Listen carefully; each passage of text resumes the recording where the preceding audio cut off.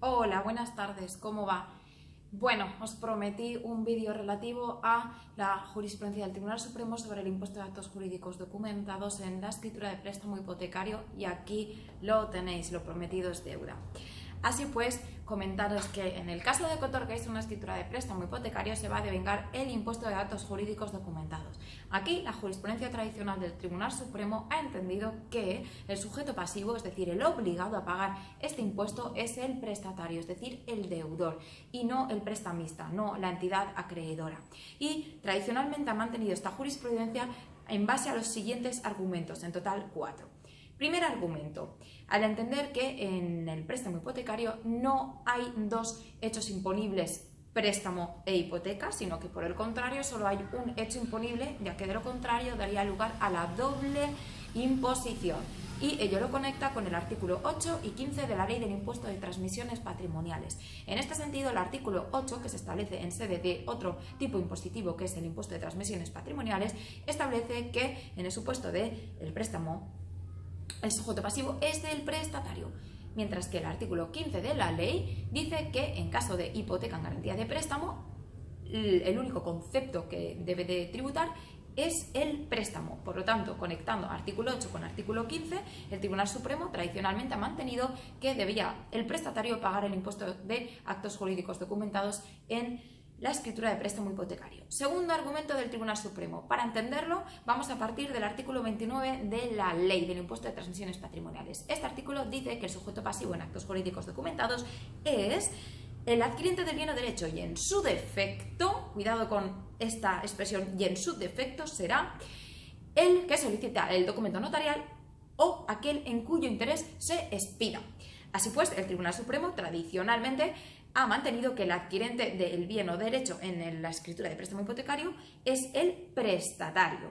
Y otro de los argumentos que mantenía el Tribunal Supremo era el siguiente. Consideraba que cuando se traslada el préstamo hipotecario al registro de la propiedad, cuando se inscribe, se hace como una unión indisoluble. El préstamo y la hipoteca van juntitos de la mano al registro de la propiedad. Ello aun cuando la inscripción de la hipoteca sea constitutiva. Es decir, ello aun cuando si no se inscribe la hipoteca no existe. ¿Por qué? El hábitat natural, digamos coloquialmente, de la hipoteca es el registro de la propiedad. Y además el Tribunal Supremo reforzaba esta jurisprudencia tradicional con el artículo 68.2 del reglamento de la ley del impuesto, según el cual, en el caso de las escrituras de constitución de préstamo hipotecario, se considera como adquirente a el prestatario. Así pues, es la tesis que ha mantenido el Tribunal Supremo durante muchos años, en virtud de la cual debía el prestatario, debía el deudor, pagar el impuesto de actos jurídicos documentados en la escritura de préstamo hipotecario. No obstante, el 16 de octubre del 2018, como ya sabéis, el Tribunal Supremo da un giro de 180 grados y dicta, concretamente la Sala Tercera o Sala Contenciosa Administrativa del TS, una sentencia muy polémica en la que considera que deberá el acreedor, por lo tanto el banco, pagar el impuesto de actos jurídicos documentados devengados de la escritura de préstamo hipotecario en base a los siguientes tres argumentos. En primer lugar, porque en el caso del impuesto de actos jurídicos documentados lo que se grava es un acto de cuantía contenido en un acta o escritura pública y que sea inscribible, y el Tribunal Supremo entiende que lo inscribible es la hipoteca. Por lo tanto, a efectos tributarios, el negocio jurídico principal es la hipoteca y con ello da la espalda a una doctrina civil que se mantiene desde hace años, más bien desde el derecho romano, y que considera que el negocio jurídico principal es el préstamo y que lo accesorio es la hipoteca. ¿Por qué? Porque la hipoteca lo que hace es garantizar el préstamo. ¿Yo para qué quiero una hipoteca si no hay ninguna deuda que garantizar? Bueno, pues pese a esta doctrina civil tradicional, el Tribunal Supremo se aparta y considera que a efectos tributarios, eso sí, lo principal es la hipoteca. Además, refuerza esta tesis con el segundo argumento que arroja, que, para entenderlo mejor, repetiré el artículo 29 de la Ley del Impuesto de Transmisiones Patrimoniales. Según este artículo, lo que dice es lo siguiente, que el sujeto pasivo en el impuesto de actos jurídicos documentados es el adquirente de bien o derecho y, en su defecto, será quien solicita el documento notarial o aquella persona en cuyo interés se expide. Así pues, dice el Tribunal Supremo, que esta frase, en su defecto, deberá de ser aplicada no solamente en aquellos supuestos en los que no podemos identificar quién es el adquirente, sino también en aquellos otros supuestos en los que no pueda fijarse quién es el adquirente con toda precisión, que es el supuesto que ahora nos ocupa.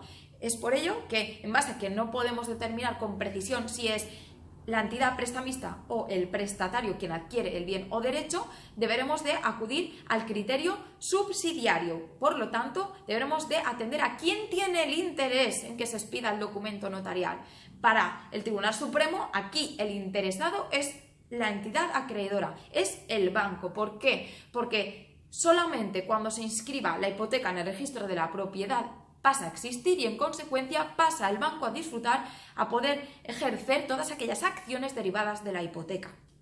Otro de los argumentos que mantiene el Tribunal Supremo es en base al artículo 30 de la mencionada ley, artículo 30 relativo a la configuración jurídica de la base imponible del impuesto en las escrituras de préstamo hipotecario, que considera como base imponible el capital garantizado junto a los intereses, a las indemnizaciones, penas y cualquier otro concepto análogo. Vale, pues aquí entiende el Tribunal Supremo que en la propia configuración de la base imponible del impuesto ya se está poniendo de manifiesto que el negocio jurídico principal es la hipoteca y que no es el préstamo. Además, entiende que este precepto pone de manifiesto la capacidad contributiva de la entidad acreedora y no de el prestatario.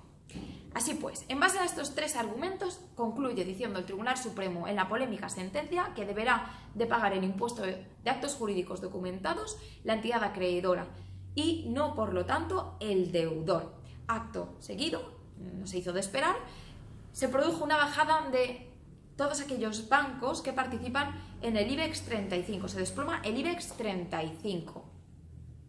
Como consecuencia de ello, a los 3 días, la Sala Tercera del Tribunal Supremo, siendo consciente de todo lo que ha sucedido como consecuencia de su sentencia, publica una nota en la que dice lo siguiente, cuidado: todos aquellos procedimientos, todos aquellos recursos de casación que tienen el mismo objeto van a quedar suspendidos y uno de ellos lo vamos a abocar al Pleno. Lo vamos a abocar al Pleno para que sea él el que decida si debemos mantener la jurisprudencia tradicional o, por el contrario, cambiarla y entender que es la entidad acreedora la que debe de pagar el impuesto de actos jurídicos documentados. Por lo tanto, para nada menciona el caso concreto que fue contemplado en la sentencia de 16 de octubre del 2018. Para nada lo menciona, simplemente lo que hace es pasar la pelota al Pleno. Y precisamente hoy sabemos que el Pleno resolverá sobre este asunto el día 5 de noviembre de este año. Por lo tanto, han quedado en el aire muchas cuestiones. La primera de ellas es: ¿qué debe de hacer el prestatario que pagó el impuesto de actos jurídicos documentados si quiere reclamar? ¿Debe iniciar un procedimiento de devolución de ingresos indebidos? ¿O, por el contrario, debería de reclamar directamente contra la entidad acreedora?